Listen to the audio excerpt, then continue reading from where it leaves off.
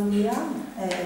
La nostra compareixença d'avui dia és per demostrar la satisfacció i felicitar com no a UGT i a les educadores de les escoletes infantils després de la sentència del Tribunal de lo Social en què li ha donat la raó a les treballadores.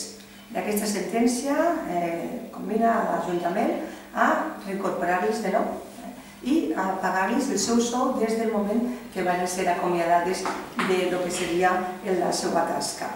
Recordem que els socialistes van deixar tota una xarxa d'escoletes infantils públiques en unes treballadores qualificades que havien tret la seva plaça en concurs públics i oberts i lliures.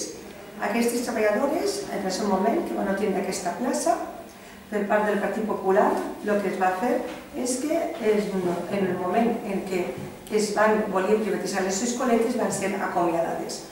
Comentar-vos que el Partit Popular va anar en contra de tots, va anar en contra dels pares, de les mares, dels sindicats, dels partits polítics que li van dir que encara que privatitzara tenia que subrogar a les treballadores perquè no se canviava el tipus, en aquest cas, el tipus de treball que anaven a fer aquestes treballadores.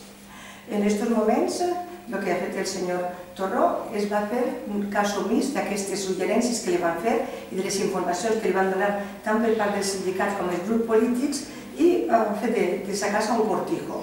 Ell pensa que podia acomiadar i que pot endollar les persones que ell vol sense tindre en compte els drets de les treballadores. La seva responsabilitat va costar-li molts diners a l'Ajuntament de Gandia. Com sabeu, en aquests moments, no solament l'Ajuntament, sinó que els ciutadans de Gandia tindran que pagar el retard de les nòmines d'aquestes persones i, com no, restituir-les la seva plaça com un dret que tenen ells per aquesta sentència. Per tant, volem denunciar aquest desastre de la gestió del Partit Popular i, com no, volem demanar, en aquest cas també, responsabilitats a la regidora Marta Chaffer, que en el seu moment, com a convidada de pedra, no va ser capaç de gestionar perfectament aquest tema.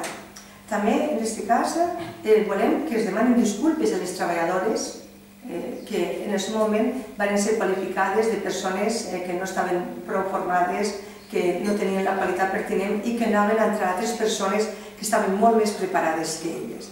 I demanem, com no, que l'Ajuntament, que el senyor alcalde, complisca immediatament la sentència que ha dictaminat el Tribunal de lo Social, número 2 de lo Social. Ara li passo la paraula a Vicent Mascarell.